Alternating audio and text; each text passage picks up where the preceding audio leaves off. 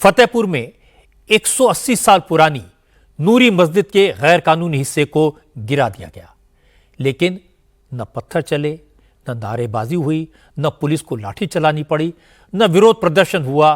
पूरे शहर में शांति रही। प्रशासन के 5 बुलडोजर पहुंचे। डीएम, एसपी, एसडीएम, तहसीलदार, सारे अफसर मुस्तैद थे। पूरी पैमाइश हुई। मस्जिद का जो हिस्सा सरकारी जमीन पर एनक्रोचमेंट करके बनाया गया था, उसे तोड़ दिया गया। और बड़ी बात यह कि इलाके के मुस्लिम भाइयों ने भी कहा, मस्जिद तो 200 साल पुरानी है, लेकिन पहले छोटी सी मस्जिद थी, धीरे धीरे बढ़ती गई। मस्जिद का नया हिस्सा सरकारी जमीन पर बना था, इसलिए उसे तोड़ा गया। हालांकि कुछ लोगों ने यह कहा कि मस्जिद कमेटी की तरफ से हाई कोर्ट में अपील की गई थी, लेकिन प्रशासन ने अदालत का फैसला आने से पहले ही बुलडोजर चला दिया। यह ठीक नहीं है। वैसे तो यह फतेहपुर की सिर्फ एक मस्जिद का मसला है, लेकिन हो सकता है कल ये बड़ा इशू बन जाए, क्योंकि मस्जिद पर बुलडोजर एक्शन के वीडियोस को सोशल मीडिया पर सर्कुलेट किया जाएगा। मुसलमानों की भावनाओं को भड़काने की कोशिश होगी। कुछ लोग इसे पूरे भारत में मुसलमानों पर जुल्म के सबूत के तौर पर पेश करेंगे। इसलिए इस खबर की पूरी हकीकत को, सच्चाई को समझना, जानना जरूरी है। कुछ लोग कहेंगे, सुप्रीम कोर्ट के ऑर्डर के बाद भी यूपी में बुलडोजर क्यों चला? क्या योगी आदित्यनाथ सुप्रीम कोर्ट का आदेश भी नहीं मानते? लेकिन मैं आपको बताऊंगा, क्या वाकई में बाबा का बुलडोजर एक्शन सुप्रीम कोर्ट के आदेश का वायलेशन है? फतेहपुर में मस्जिद पर बुलडोजर चलाने की नौबत आखिर क्यों आई? और पुलिस प्रशासन को इलाके में शांति बनाए रखने के लिए कितनी मशक्कत करनी पड़ी? आज सुबह सुबह यूपी के फतेहपुर जिले के ललौली कस्बे की करीब 200 साल पुरानी मस्जिद पर बुलडोजर चल गया। सुबह सुबह जब लोग घरों से बाहर निकले तो हर गली में पुलिस का पहरा था। प्रशासन के 5 बुलडोजर इलाके की मशहूर नूरी मस्जिद के सामने पहुंच चुके थे। पुलिस ने लोगों से इस इलाके में न जाने की अपील की। पुलिस की सख्ती के कारण लोगों ने दुकानें नहीं खोली और करीब 5 घंटे के एक्शन के बाद मस्जिद के इलीगल हिस्से को गिराने का काम पूरा हो गया। विवाद तो आज हुआ लालू यादव की बात पर। लालू जी ने कह दिया, एंटी मोदी मोर्चे की कमान ममता बनर्जी को सौंप देनी चाहिए। ममता को इंडिया अलायंस का नेता बनाना चाहिए। असल में विरोधी दलों के अलायंस में शामिल पार्टियों को अब कांग्रेस की लीडरशिप में यकीन नहीं रहा। राहुल के नेतृत्व पर भरोसा नहीं रहा। शरद पवार पहले ही ममता बनर्जी को लीडरशिप सौंपने की बात कह चुके हैं। रामगोपाल यादव ने भी ममता को सपोर्ट किया है। आज दिल्ली विधानसभा चुनाव को लेकर शरद पवार और अरविंद केजरीवाल की मुलाकात हुई। इसमें भी गठबंधन की लीडरशिप ममता को देने को लेकर चर्चा हुई। हालांकि केजरीवाल ने अब तक इस मुद्दे पर साफ साफ कुछ नहीं कहा है, लेकिन आज लालू यादव ने साफ लफ्जों में कह दिया, अब ममता को इंडिया अलायंस का कप्तान बनाना चाहिए। लालू यादव ने 6 सेकंड में सिर्फ 2 सेंटेंस बोले, लेकिन लालू के 2 वाक्यों ने दिल्ली से लेकर कोलकाता तक सियासी हलचल पैदा कर दी। लालू यादव ने आज कहा, ममता को गठबंधन का नेतृत्व सौंप देना चाहिए। इंडिया अलायंस में कांग्रेस अकेली पार्टी नहीं है, इसलिए उसकी आपत्ति का कोई मतलब नहीं है। कांग्रेस उसकी आपत्ति जता रही है लालू जी। कांग्रेस क्यों जताने से नहीं हो, ममता को न तो ममता जी को जो दिया जाए। हाँ, दे दे। जैसे लालू यादव ने कहा कि ममता जी को दे दिया जाए, तो ममता की पार्टी के नेता एक्टिव हो गए। कल्याण बनर्जी ने कहा, वो तो कई महीनों से कह रहे हैं कि कांग्रेस भले ही सबसे पुरानी पार्टी हो, लेकिन नए जमाने में मोदी का मुकाबला करने का मादा सिर्फ ममता बनर्जी में है। कांग्रेस के किसी नेता में वो फाइटिंग स्पिरिट है ही नहीं जो ममता बनर्जी में है। कल्याण बनर्जी ने कहा, कांग्रेस अब खुद को सबसे बड़ी पार्टी और नेशनल पार्टी होने का ईगो छोड़े, सच का सामना करे और ममता को गठबंधन का नेतृत्व सौंप दिया जाए। कांग्रेस ने इंडिया अलायंस की एकता दिखाने का एक नया फॉर्मूला निकाला। इसके लिए राज्यसभा के चेयरमैन जगदीप धनखड़ को मोहरा बनाया। आज कांग्रेस ने विरोधी दलों के साथ मिलकर राज्यसभा के चेयरमैन जगदीप धनखड़ के खिलाफ नो कॉन्फिडेंस मोशन का नोटिस दे दिया। देश के 75 साल के संसदीय इतिहास में यह पहला मौका है जब राज्यसभा के चेयरमैन के खिलाफ अविश्वास प्रस्ताव का नोटिस दिया गया। जगदीप धनखड़ के खिलाफ नो कॉन्फिडेंस मोशन का जो नोटिस दिया गया है उसमें विरोधी दलों के 60 सांसदों के साइन हैं।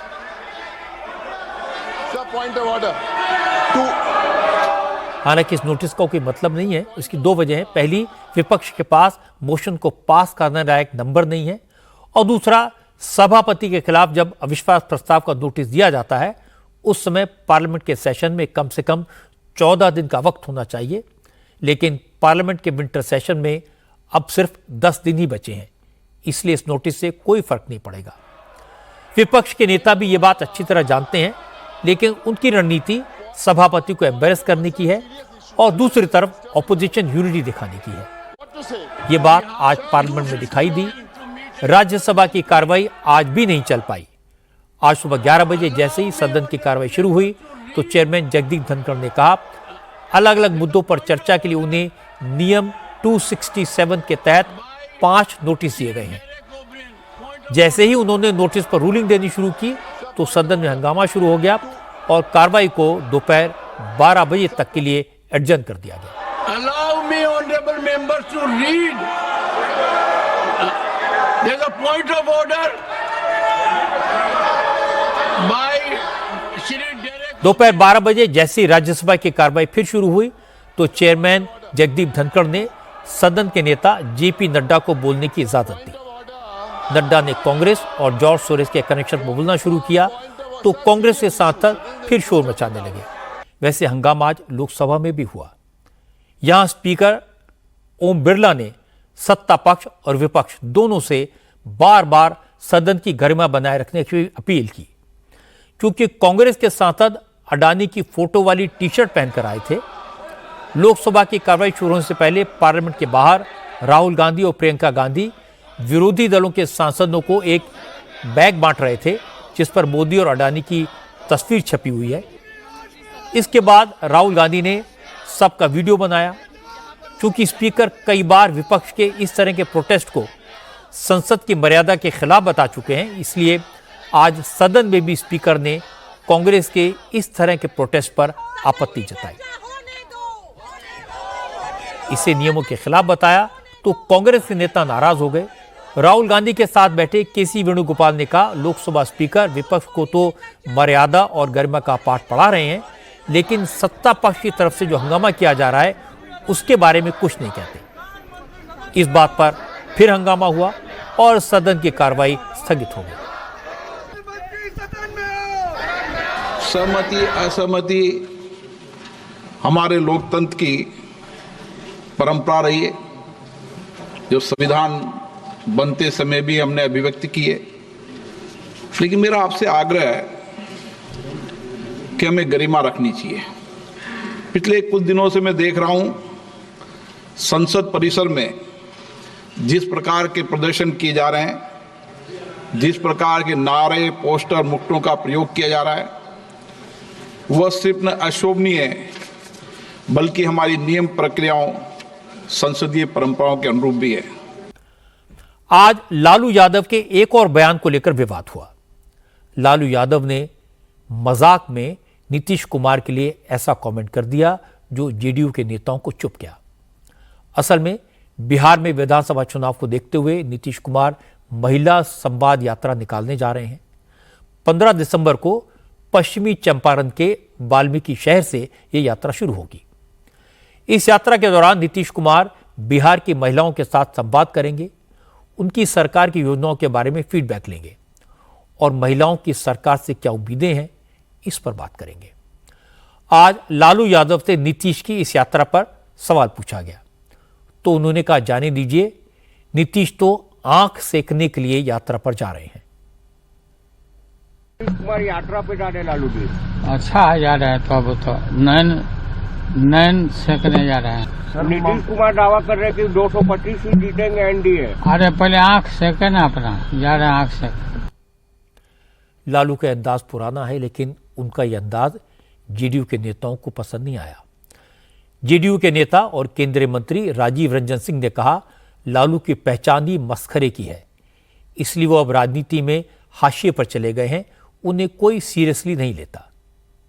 आज असदुद्दीन ओवैसी ने दिल्ली के चुनावों को लेकर अपना इरादा जाहिर कर दिया।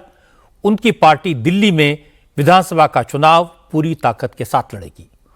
ओवैसी ने दिल्ली में अपनी पार्टी का पहला टिकट ताहिर हुसैन को दिया है। ताहिर हुसैन 2020 के दिल्ली दंगों के आरोपी हैं, यूएपीए के तहत इस वक्त जेल में हैं। आज ताहिर हुसैन के परिवार वालों ने ओवैसी से मुलाकात की और इसके बाद ओवैसी ने ऐलान किया कि ताहिर हुसैन दिल्ली की मुस्तफाबाद सीट से उनकी पार्टी के उम्मीदवार होंगे। दिल्ली में एआईएमएम के अध्यक्ष शोएब जमई ने कहा कि ताहिर हुसैन को चुनाव लड़ाने का फैसला दिल्ली के दंगा पीड़ितों को इंसाफ दिलाने में बड़ा कदम साबित होगा। ताहिर हुसैन पहले केजरीवाल की पार्टी में थे। 2017 में ताहिर हुसैन आम आदमी पार्टी के टिकट पर कॉरपोरेटर का चुनाव जीते थे, लेकिन दिल्ली के दंगों में नाम आने के बाद केजरीवाल ने उन्हें पार्टी से बाहर कर दिया था। सुप्रीम कोर्ट ने मुसलमानों को लेकर उल्टे सीधे बयान देने वाले इलाहाबाद हाई कोर्ट के जज जस्टिस शेखर यादव को लेकर हाई कोर्ट से रिपोर्ट मांगी। असल में जस्टिस शेखर यादव ने विश्व हिंदू परिषद के कार्यक्रम में कहा था कि देश बहुसंख्यकों की मर्जी से चलेगा। उन्होंने कहा था कठमुल्लों से देश को खतरा है, क्योंकि मुसलमान अपने बच्चों के सामने शुरू से ही जानवरों की कुर्बानी देना शुरू कर देते हैं। ऐसे में मुसलमानों के बच्चे सहिष्णु कैसे बनेंगे? आज की बात में मैंने कल ही जस्टिस शेखर यादव के बयान आपको सुनवाए थे।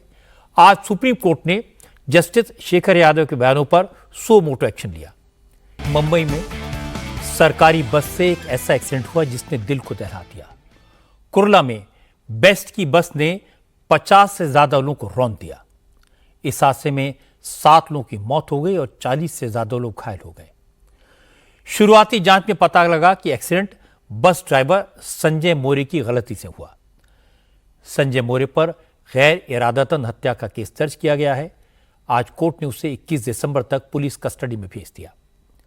सोमवार शाम कुर्ला की एमजी बारवे रोड पर बेस्ट की इलेक्ट्रिक बस ने कई लोगों को टक्कर मार दी। इस बेकाबू बस ने अचानक स्पीड पकड़ी और सड़क पर चल रहे लोगों और गाड़ियों को रौंदती हुई एक सोसाइटी के गेट से टकरा कर रुकी। लोगों ने ड्राइवर को पकड़ लिया, उसकी पिटाई की, फिर उसे पुलिस के हवाले कर दिया। इस मामले में पहले बस के ब्रेक फेल होने का अंदाजा लगाया जा रहा था, लेकिन आज आरटीओ की टेक्निकल टीम ने जब बस का इंस्पेक्शन किया तो पता चला कि बस के ब्रेक बिल्कुल ठीक थे।